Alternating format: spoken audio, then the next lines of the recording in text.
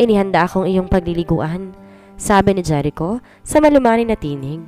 Nag-aalang ang boses at nang maramdaman kong tumayo siya, minulat ko ang mga mata ko. Nakaubad pa rin siya habang naglalakad patungo sa banyo ng kwarto niya. Nakagat ko ang labi at pinroseso ang nangyari ngayon lang. Oh gosh, I gave in that fast? I was panicking inside, but when I saw him going out of the bathroom after minutes, my eyes widened. Your bath's ready, he said, now wearing a plain black boxers. Okay, sagot ko. Bahagyang tumayo pero suminghap na medyo manakit ang pagitan ng hita ko. Does it hurt? He asked, staring at me, and I slowly nodded, smiling. Yeah, pero kaya ko naman, I said. Akmang tatayo ako pero mabilis na Jericho akong binuhat mula sa pagkakahiga at dinala ko sa bathroom. Slowly, he lowered me into the warm tub. Hinanap ko ang mata niya at nakita ko, pinapakilaman niya ang pihitan at inaabot ang tubig. Is that warm enough for you? He asked, staring at me, and my heart flinched. I suddenly wanted to give him a tight hug pero nakakahiya naman. Oo, salamat Jericho. Marahan kong sabi bago tumango, and he nodded. I will take a bath too first. The shower is there. He pointed to the classroom. I'll put your clothes on the bed. I watched his back when he left at pagkasara niya ng pinto. Unti-unti kong nilubog ang katawan ko sa maligamgam na tubig. Ipinikit ang mata. Do I regret what happened? No, definitely not. Masaya ako kasi sa Jericho yon. He cares for me. I felt it, and the way we kissed earlier, it was something else. Hindi lang naman siguro ako nangangarap ng gising, ano? Totoo naman talaga siguro ang gut feeling na to. Or maybe, nagkatotoo na ang proud Mrs. Falcon cutie ko? Law of attraction na ba to? Grabe naman, Lord. Ang bilis magkatotoo ng wishes ko. Hindi kaya nirarush mo na ako magka-love life kasi puro ako study first noon? Nakatulong ang maligamgam na tubig, kaya pagkaahon ko sa tub, medyo nawala ang kirot sa pagitan ng hita ko. Nagtungo ako sa shower, pagkaraan at pinikit ang mata. Dinarama ang mainit na tubig mula roon. Kinakalma ang sarili. Habang naliligo, malalim ako nag-iisip. What now? Ano na kayang gagawin namin? Does this mean papayag na siyang manligaw ako sa kanya? O ano? Binalot ko ang sarili ko ng roba at pagkalabas, may bagong damit at undergarments na nakalagay sa paper bag na nakapatong sa kama. Saan niya kaya napabili to? I checked my face and saw I am blushing a bit. My plump lips are a bit red because of his kisses, and I could not help but feel shy now that we are done with it. Nagbiisa ko at napangiti ng matantong, ayon lang sa sukat ko ang damit at mga panloob. Nag-ayos muna ako ng sarili. Suminghap ako at napailing ng matanto na may kiss mark sa leeg ko kaya't napailing ako. Inilagay ang buhok sa balikat at leeg para hindi yun masyadong mapansin ng kung sino. Jericho talaga? I pouted. And when I'm satisfied with how I look, lumabas na ako sa banyo. I looked for him around and saw him on the terrace of his room. Marahan ako naglalakad patungo roon at nakita siya na nasa may barricade. He is leaning on it with a glass of liquor on his hand. Mukhang malalim ang kanyang iniisip, kaya't dahan-dahan akong lumapit at nahuli ang pagitan sa kanyang braso. I quickly hugged him from the back. Pinasok kong ulo ko sa braso ni Jericho at naramdaman ko ang pagkagulat niya sa ginawa ko. Francesca? Tawag niya at mabilis akong nilingon habang nakasiksik ako sa braso niya. Hello, Jericho? I said with a sweet smile, and I saw him stare at me intently. Napansin kong may hindi ako mapangalan ng emosyon sa mga matang yon pero kaagad ding naglaho. He lowered his glass, touching my fingers wrapped on his stomach, and I was stunned when he slowly pulled it apart. Napaatras ako na lumayo siya ng bahagya sa akin, and in the middle of the dark night, I saw his black eyes staring at me. Jericho? Takang tawag ko sa kanya but he only licked his lower lip, brushing a bit his wet hair, and took his glass of liquor. That was a mistake. He started off, stunning me. Ha? Napanunok ako at nakita ko ang pagtiim ng panga ni Jericho. Inangat ang baso ng alak, uminom bago humugot ng hininga at tumitig sa akin. Ang malamig na mga mata niya ay nagpakaba sa akin. What we did, that was a mistake, he said. It shouldn't have happened but we can't do anything. Let's forget about it. Teka! Binasa ko pa ibabang labi at sinuklay ng bahagya ang mahabang buhok. Anong ibig mong sabihin? Yung ginawa natin, hindi mo ba ako gusto? He stared at me coldly. The darkness of his eyes only intensified with the mood from the sky above. I don't do relationships, Miss Karinal, he said. I am done with it. Pero diba sabi ko, Gusto kitang ligawan? I asked. Kumirot pa ng bahagya ang puso pero hindi pinahalata sa kanya. Na, I never told you to do that. He smirked.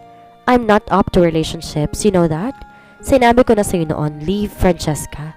Marahas akong napanunok at tumitig sa mga mata ni Jericho.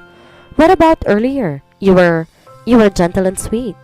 Get lost, he said nonchalantly, and I felt like I was struck by lightning while hearing that. Jericho? I sighed, composing myself. Can we talk about this? Naguguluhan ako. We're both matured adults, Francesca, he stated, sipping on his liquor. I noticed the grip on his glass tightened. You know, it was a casual thing. You're not that naive with relationships, I think. I pursed my lips, heaving a controlled sigh. Is that what you always do? You'll treat someone special, yet in the end you abandon them? What? Did I treat you special? He asked, lifting his brows. Namulsa sa maong napantala ng isang kamay. I didn't. And why would I abandon you if we don't have any relationship? We're getting along, I explained. I thought we're close now. We just met a few days ago, Francesca. You're not that special, he said. Get lost. You are loud and annoying. It was like a slap for me.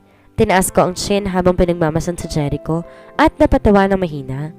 I really thought you're something else, Dr. Falcon, I said, staring at him coldly.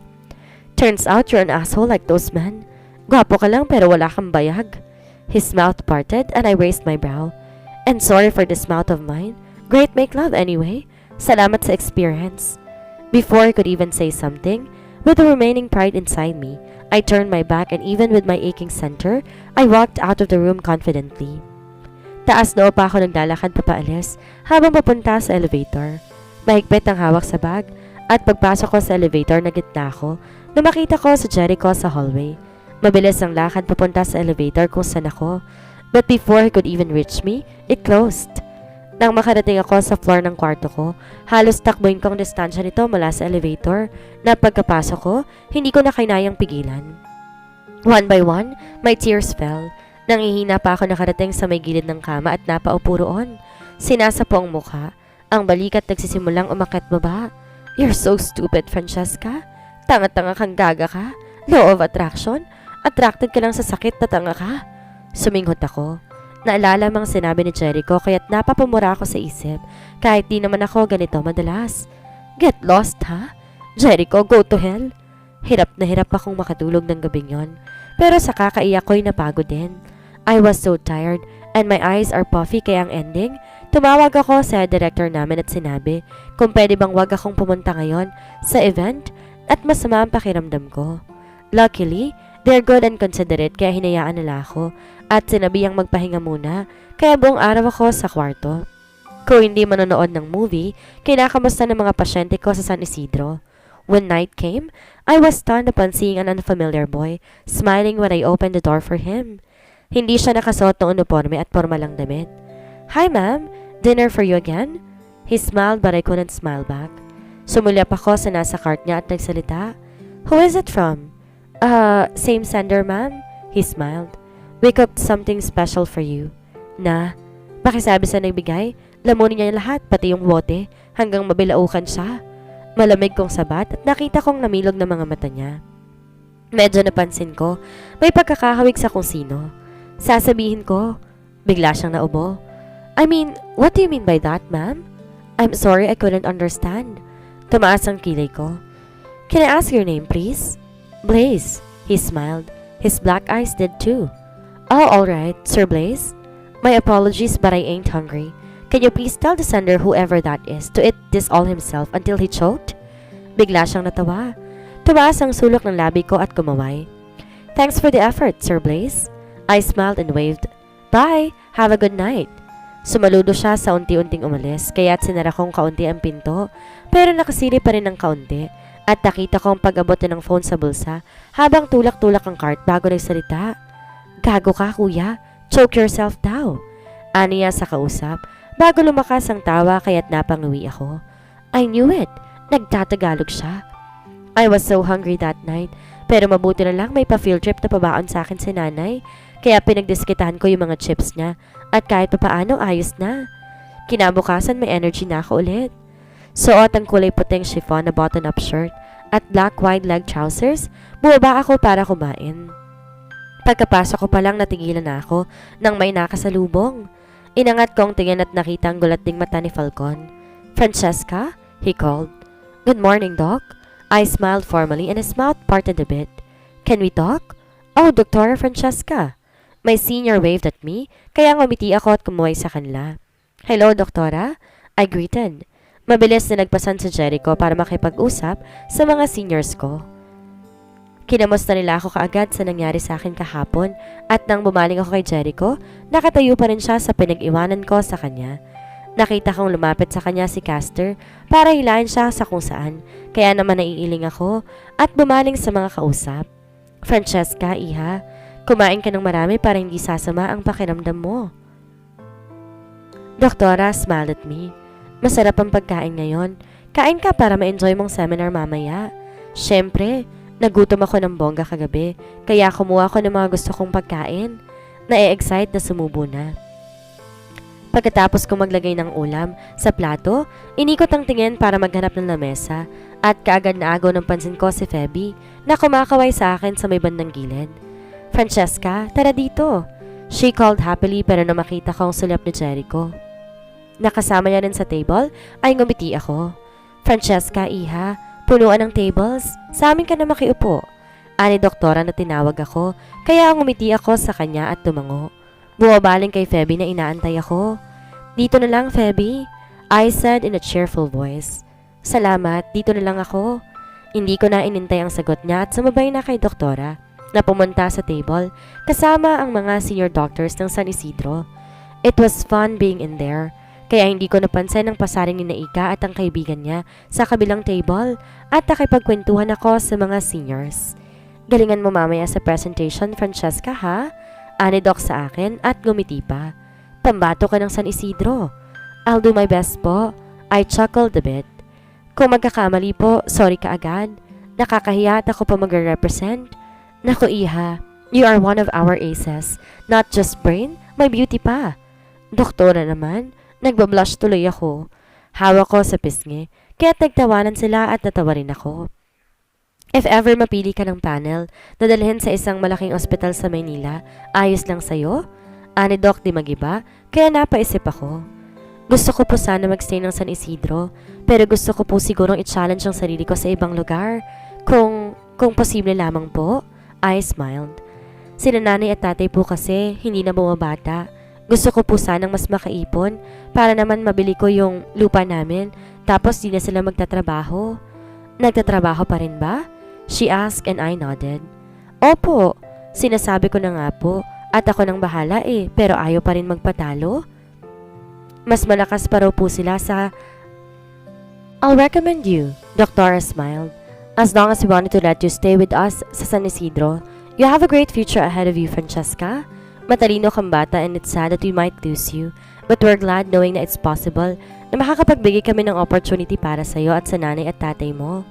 My eyes almost welled by their words, kaya ngumiti ako at suminghap. "Salamat po, Doktora. Masyado po tayong advanced mag-isip pero salamat po sa tiwala ninyo sa akin." Sinserong sabi ko at ngumiti sila at tumango sa akin. Sabay-sabay na kaming pumunta sa hall para sa event today. Wala na namang katapusang talk, pero may presentation ako ngayon. It's just a brief one. I'll just discuss something about the pedio facility na balak ipatayo ng ospital namin sa San Isidro dahil yun ang specialize ko ngayon. We're hoping we could find more funds for it.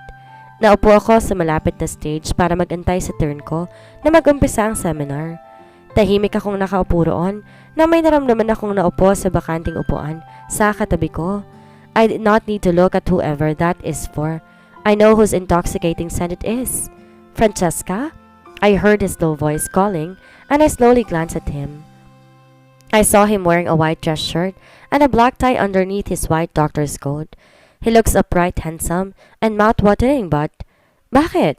I asked while looking at him. I noticed the hesitation on his jet black eyes. Wala iyon madalas na ekspresyon, pero ngayon hindi ko siya mabasa. He licked his lower lip and gulped, clearing his throat. "About what happened last time, in between us?" "Ay, meron ba?" I asked and his reddish lips parted. "Francesca, I'm sorry, Doc. I remembered someone telling me to forget about it kaya nawala na sa utak ko. I smiled at him sweetly. Care to elaborate? Yun nangyari sa atin? He said again. I admit I was drunk and an asshole. Hindi rin tama yung sinabi ko. It's okay though. I'm really loud and annoying. I know it. I said gently and shook my head. Don't mind it. Di naman na kita guguluhin eh. Pasensya na sa kakulitan ko. He closed his eyes tightly. I got a glimpse of his almost sculpted features. I'm sorry. I'm sorry too, I said. Mabilis na nag-iwas ang tingin. Francesca? He called again. Can we at least talk? Francesca, ikaw na. Doktora waved at me kaya ngumiti ako at tumango. Walang pasabing pumunta ako ng stage para mag-present ng agenda sa hospital namin for today.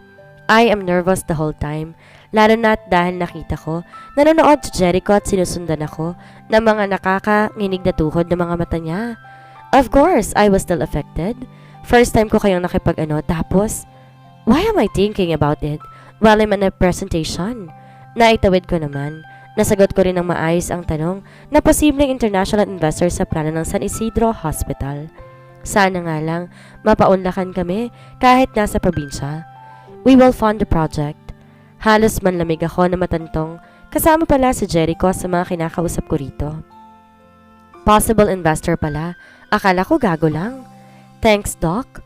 I smiled formally and when it ended, I was satisfied. Nagkaroon naman ng magandang feedback. Pagkatapos ko ay may pumalit sa akin para din sa presentation ng mga plano nila sa kanilang mga ospital at nakinig ako ng tahimik. Do you want to eat? Halos mapasinghap naman ako. Sa gulat nang may bumulong at naglahad ng ano sa harapan ko mula sa likod. Mabilis akong lumingot, nasa lubong ang itim ni Jericho ng mga mata. Halos magdikit na ang ilong namin sa sobrang lapit niya, kaya kumurap ako at tumikhim. Anong? I stepped away from him. His hand found its way to his nape as he extended the thing next back to me. Sandwich, he said. Eat first. Bumaba ang tingin ko sa kamay niya. My heart pounded, pero umusa lang ako at inabot iyon. Salamat, Doc, I said, and then turned my back nonchalantly. Muli akong bumalik sa peso namin at naabutan ko isa sa co-doctors ko na humahawak sa tiyan kaya ngumiti ako. Gutom ka? You like? I extended the sandwich to him. Uy, tamang-tama. Salamat, Francesca, he said happily, taking the sandwich from my hand. Saktong ganun kami na napadaan sa Jericho sa may gilid at nahuli iyon. Tumiim ang tingin ni Jericho sa kasama ko, pero ngumiti lang ako sa kasama. Masarap yan, eat well, I told him. The day ended peacefully. Ganoon din kinabukasan.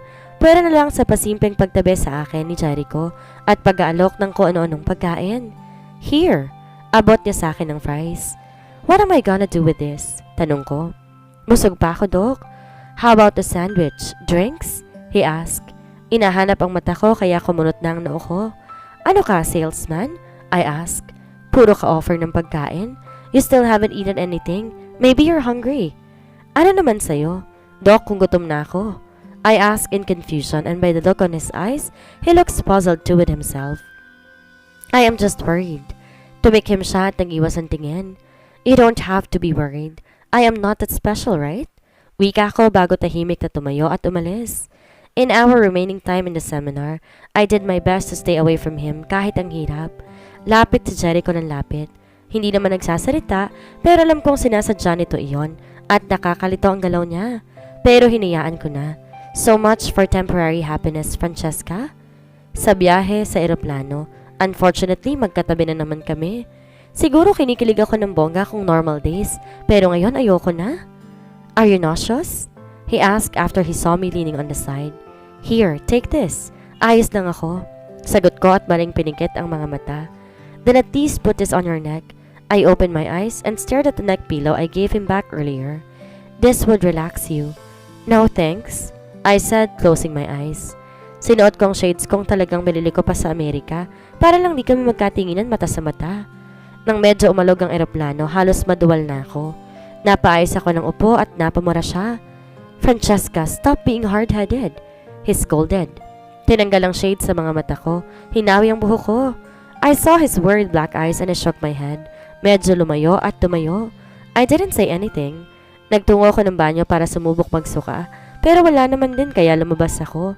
Pero naabutan ko ng mga nag-aantay sa labas. Warm water, he offered, and extended his hand at ayoko namang maging rude, kaya inabot ko yon bago saglit na uminom. Salamat. Sagot ko at dumiretso na sa upuan namin pabalik. He came back with food on his hand. Nang bigyan niya ako ng gamot panghilo, kinuha ko na at ininom at inayos ang shades ko at sumandal sa upuan. Are you okay now? He asked and I nodded a bit. Salamat, Doc. Just call me Jericho. Aniya pero umiling lamang ako. That is too informal, Doc. We're not that close, nakakahiya. I said and when I saw how miserable he looked, when he heard it ay nangiti ako, pero pinigil ko. I moistened my lips and stayed quiet the whole flight, kahit medyo naka-recover na ako.